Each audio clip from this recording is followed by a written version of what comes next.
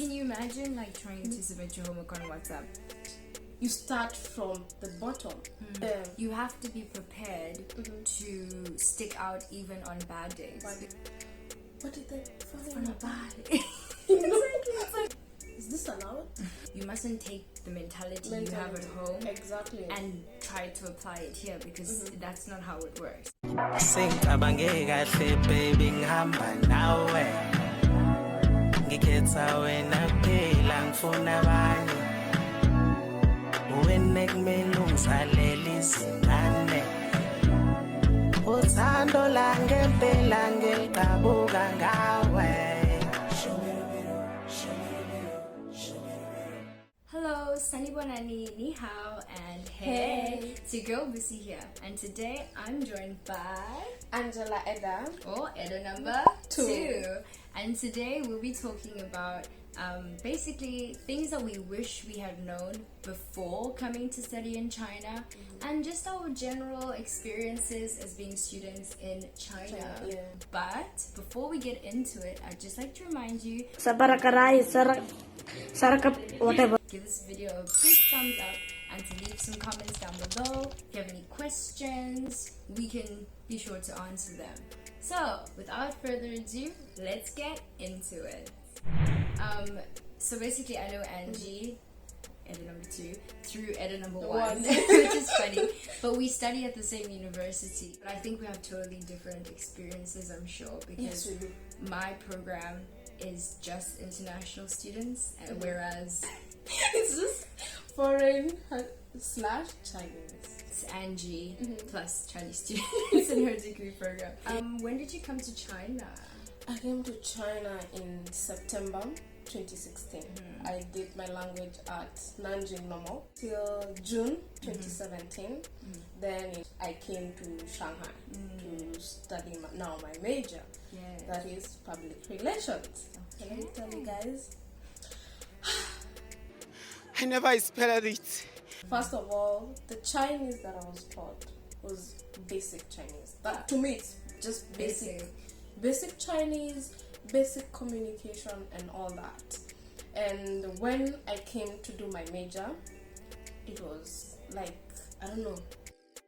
One of the biggest things about studying your undergraduate in China is that unless you're willing to fork out your own money, more than double tuition in China, you have to do your undergraduate in Chinese, especially if you're on scholarship. So they give you a year to learn Chinese because your major is literally taught to you in Chinese. Before even coming to China, I just couldn't see how that could happen. Because before you came, you had 0 Chinese, right?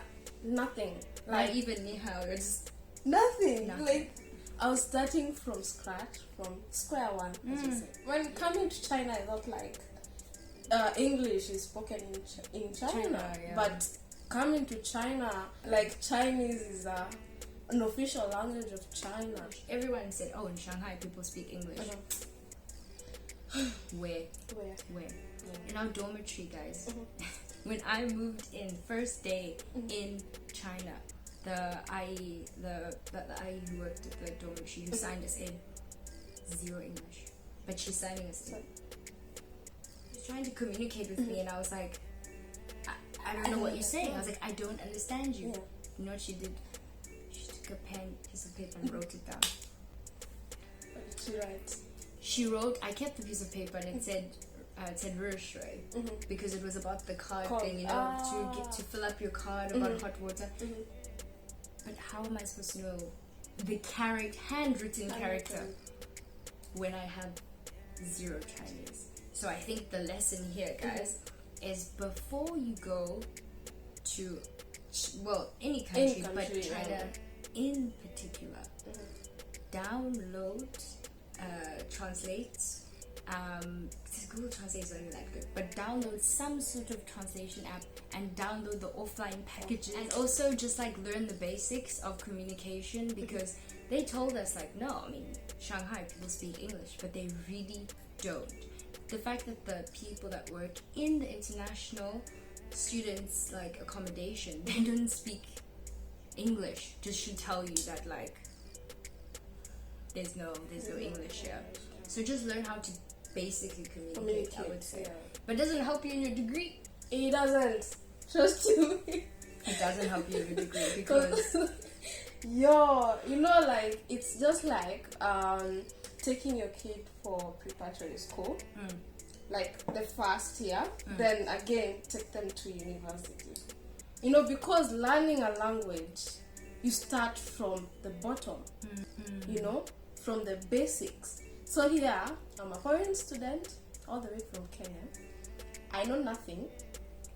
I've studied Chinese 1 year. 1 year, guys. At least I could communicate. I could write. Yeah. Of course you could, but I could write. But you're not writing dissertation and all that. Exactly. So, like, communication for me, spoken Chinese was a bit difficult at first. So it took some time.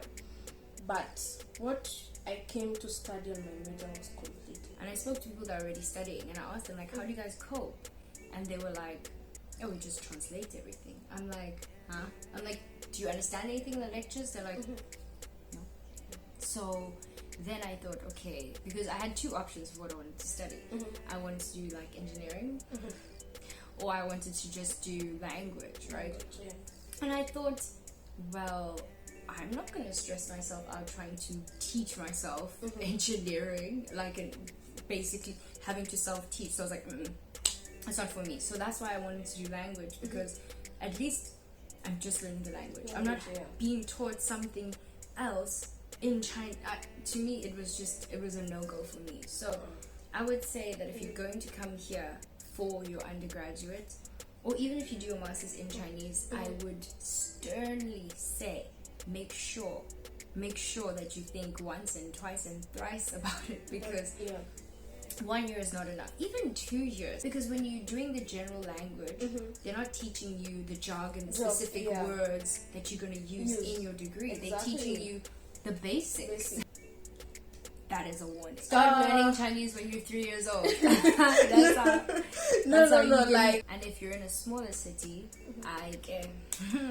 then I think you are definitely in these streets. You are on your own. And I guess another thing I wish people had told me is the fact that you will feel so.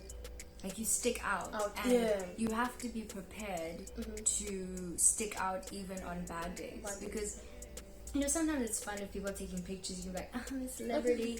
But when you're sick, when you're tired, when you're cramping, when you whatever, you don't want people to look at you or anything, you still have to go through and get through those days. So I wish people had really kind of drummed that in, that you will always be that foreigner wherever you go.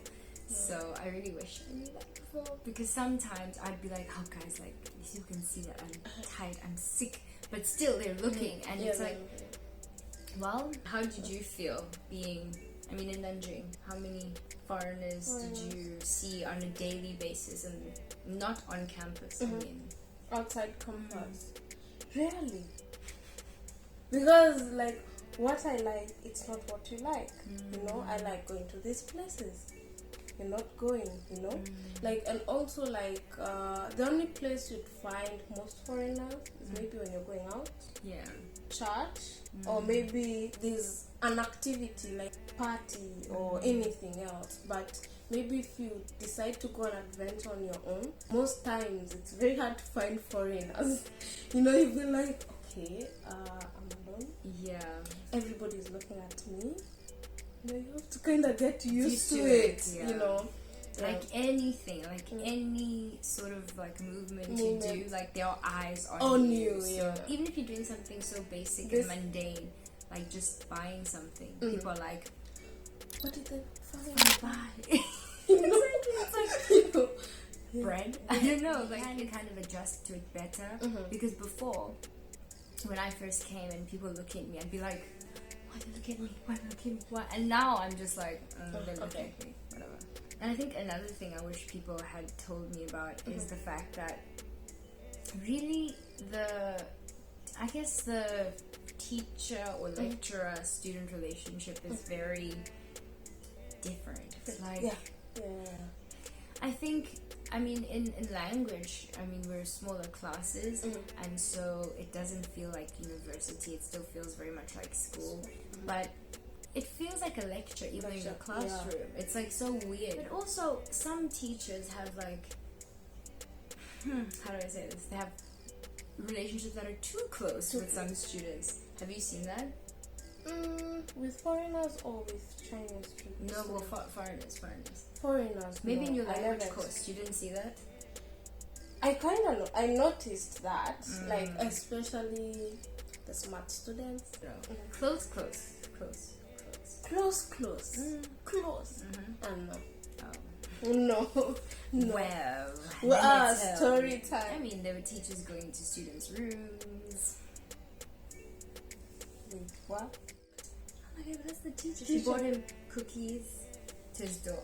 Yo. At the end of the semester, we'd always go out with our teachers. Yeah. Oh yeah, it was the same. Yeah, and we would have a drink or two. So and some have a little bit more. Yeah. So I think it's like it's so weird. It's like at the beginning it's very like standoffish relationship, and then suddenly in the end it's like it's like how we'll miss you. It's like when when did it happen? How? Yeah. Then I realized the better your relationship is with your teacher, the better your marks. Oh yeah. Okay, in my case that didn't happen. It never happened. Maybe you weren't that close with them. I was always like teacher, student, professional, whatever. Yeah. When teachers used to ask me weird questions about like, oh, Africa, I'd be like, no, it's not like that. Yeah. And now I realize, no, when they say, oh, Africa, I'm like, and the teachers love me. I had like maybe 1 or 2 lates, even though I'd come the second half of the day. Yeah.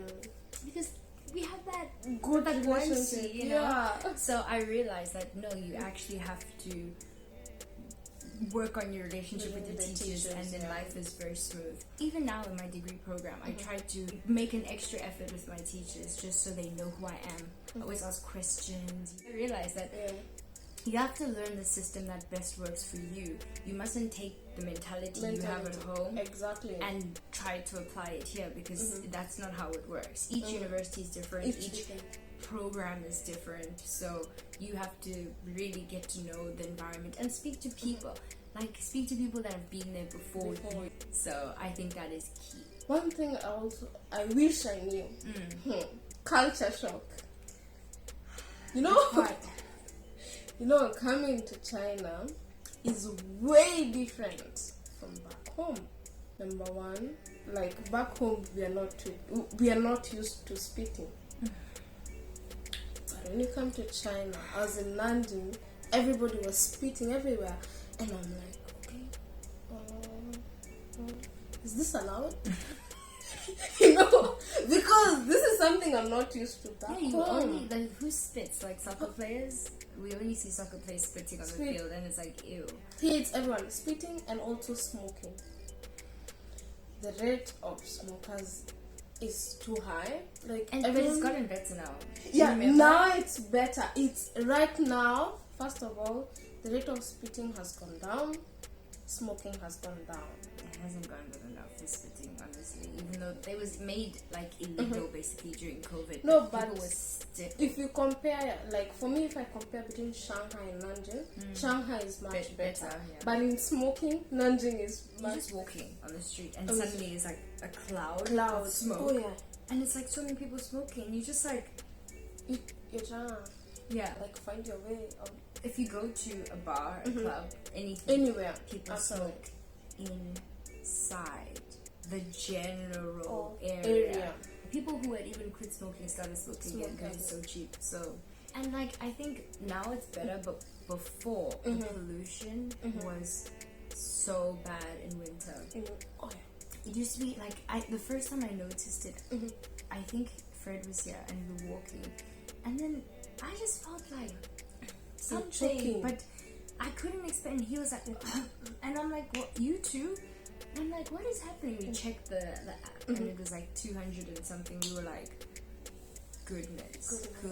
So we've had, I think when there was a sandstorm, do you remember there was a sandstorm like a few months ago? I think the air quality was 400 and something. I've never seen it that high. It was like toxic. Do not go out. Guys, you know how in university usually forget the WeChat. Usually, like, the university communicates with you through email, like, officially, or you get your coursework, like, on the school system and everything. Yeah, WeChat. Everything. Like, you have a WeChat group for your class.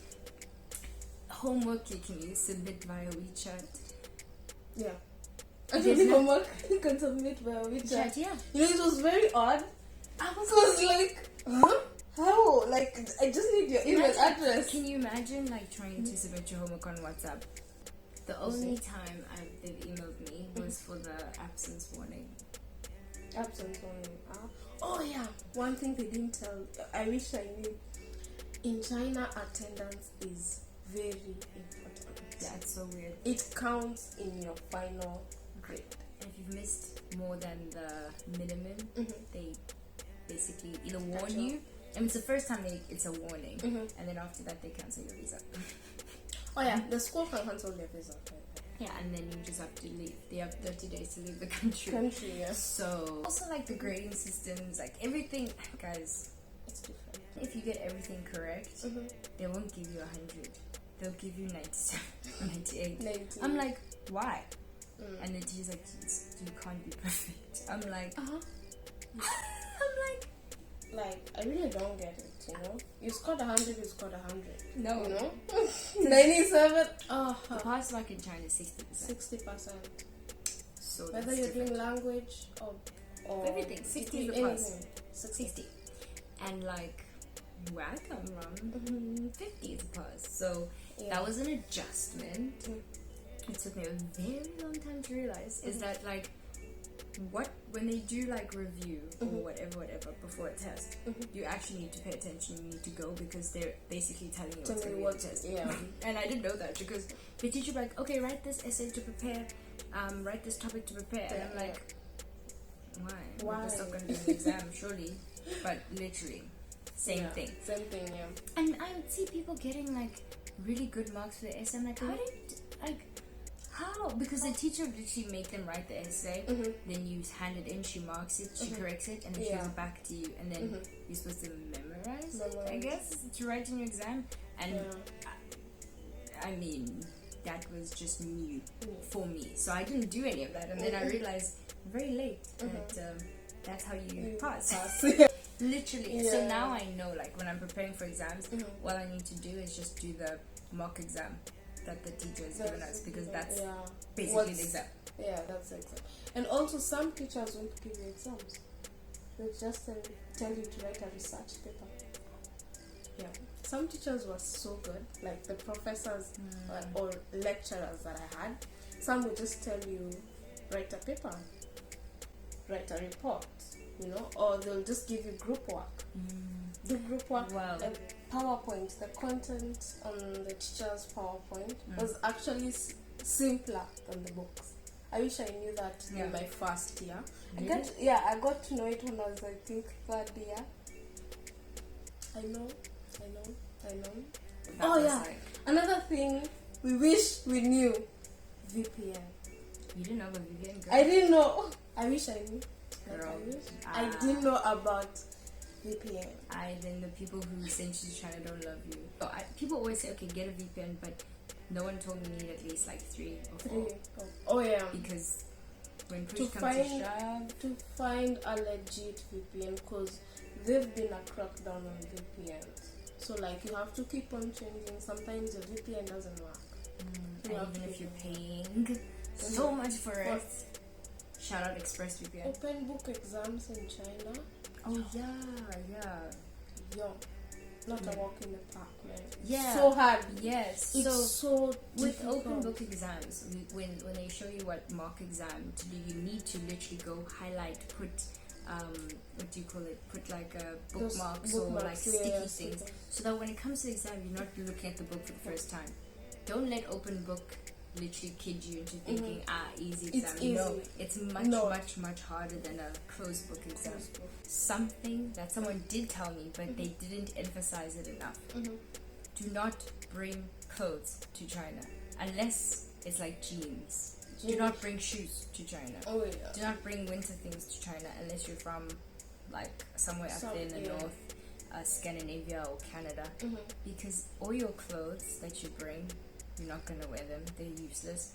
All the shoes that you bring, you're not gonna really wear. All the winter clothes that you bring will be useless. Especially if you come from like Africa or something, your winter clothes won't work. Yeah, they won't. All you need to bring is food, like spices. You can't find spices. You need to bring makeup, like brown makeup, if you're a makeup girl. You need to bring hair products. Hair products. Not like fiber. No. Oil, shampoo, conditioner, anything to do with your hair. And also a few essential things like body oil before you adjust. Some strong deodorants. Like super strong, because back home I used to just use like Shield, like a roll on. No, I need to use Mitchum. I brought like Mitchum deodorant. I need to bring things that you will not be able to find in China, but clothes and shoes are certainly not those things. Unless you wear like size 44 or something as a woman, then. No, but you can also wear the men's shoes. There are some unisex. Shoes. But like I'm talking about heels and like heels. Another thing is that like, you know, different cultures have different norms of how to dress. So I mean, where maybe dressing a certain way is appropriate in your country. Here in China, for example, like you're not supposed to wear any low cut things, because for them it's like inappropriate to show cleavage. So a lot of the clothes you'll see are like this, they're all like here or like here, so they don't show any cleavage. But when it comes to wearing short things, honey child, about the chest, but short things, you can wear the shortest thing you've ever seen, and nobody will care. No one will care. But if you showed even a little bit of like cleavage, they'll be like, so they'll be on your case. People look, just know that you're going to get unwanted like sexual attention if you show cleavage. So I would think that is like, just be it like, just understand the social norms, I think, in terms of dressing. And another thing I wish people had told me is that Chinese people carry umbrellas like every day. So I used to look outside to see if people have umbrellas to see if it was going to rain. But no, they use the umbrella for the sun. So I wish I had known that, because I'd always take my umbrella and be like, it's the rain. It's not raining. And also, one thing I wish I knew, in China, when it rains, it pours. Number 2, when it rains, you have to continue doing whatever you are doing. Because number 1, that rain is not an excuse. It's not, and it's not going to stop. It's not going to stop anything. You know? Yeah, I wish I had known that. And like, really, especially around this time, we've missed it. No, now it's like over the rainy season, but it's serious typhoon rain. There'll be typhoons every year. Prepare for the typhoons. If you live in southern China, I guess, there'll be typhoons. So every year, just know. And you have to stay inside, obviously. Oh yeah, they have air conditioning in every room, in the dormitory, like in everywhere. class. So literally, but there's no heating. So like the walls are still cold, they don't retain the heat. So in winter, all you have is the air conditioning just turned up to like 32, which is the highest. So it's really hard to stay warm. But in summer it's great because you have the AC. So I guess that's perfect, which is so different from South Africa. Like almost no one has air conditioning in my city. No one. Right? Like, it's like such a luxury. We don't need such a luxury. It's a luxury here. And also the dorm rooms. In every dorm room is a TV. Like there is a TV. It's like such a luxury. It's like AC, TV, and then like a small closet. It's like priorities, people. Priorities. And the rooms are spacious depending on the university you're in. In Nanjing, the rooms are big. Yeah, because property prices are cheap in Nanjing. Here in Shanghai. Oh yeah, in It's Shanghai. you and your shoebox. Oh, like, one thing I wish I knew: Shanghai is expensive. Shanghai is the most expensive city in China. So I was as I said, I was in Nanjing before coming to Shanghai. Let me tell you, when I got into the taxi, I was like, what? Oh, the minimum is so... The minimum is 15. Oh, never ever hail the taxi from the road. Never try to like ask them, because they'll see you're a foreigner. And they're going to tell you a crazy price. I remember when we went out, we were at Baruch with the band. And then we asked like how much, and the guy said 300 from Baruch to Doha. I was like, 300 is a mada gig. Like, that's crazy. It's not even 40. It's like, especially at that time, because there's no traffic. So. There's no traffic, yeah. And they will always try their luck if you're a foreigner, because they think, oh, maybe you're drunk, or maybe you don't know, so you just don't pay. So don't do that. Always use the app. And make sure that your eyes are open, that they haven't started the meter before. Another thing is that I would say, even though, we are our own individual people, I still think that it's worth noting that a lot of the time you will be like the first foreigner or first black person or first whatever person that people will meet. So it's kind of important to carry yourself in a way that's not going to bring shame to your entire country and race. So I mean, I know we don't like stereotypes and stuff, but literally, if you behave in a way that is like not good, you're going to leave a bad impression, and then it's just going to add to the already difficult situation that it is for foreigners, especially if you are in a smaller city, which you try to live in big cities, guys. That's the one piece of advice. Try to go to university in a big city, because otherwise you're asking for 50 more problems than that you don't need. You don't need. Exactly. So behave. Don't get arrested. Yeah, don't get. No drugs, no illegal things. China is very strict. Very strict. They don't play. They don't play. They do you not have play. only two options: go to jail or deportation. And sometimes you don't even have the choice of deportation. Yeah. So and they have capital punishment, so avoid that. Yourself, yes, take care of each other and yourselves, and but otherwise there are a lot of pleasant and good opportunities. You meet a lot of people, you learn a lot, you grow a lot, it's definitely an experience worth having, but just make sure that you are emotionally ready for it, because it can be because you come alone. Yeah, you come alone. Most times you're alone, So just make sure that you have someone, or someone who's gone through it. Try to find like at least a country mate or someone from university who can at least meet you at the airport, or just try to help you. Otherwise it will feel very overwhelming.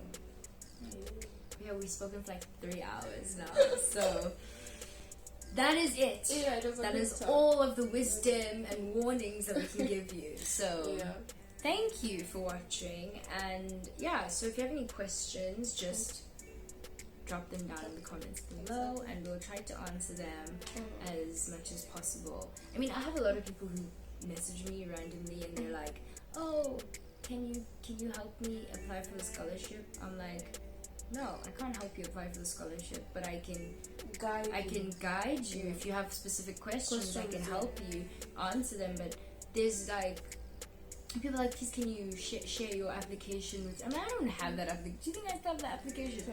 And like, what about the motivation? I'm like, guys, no, that's plagiarism, first of all.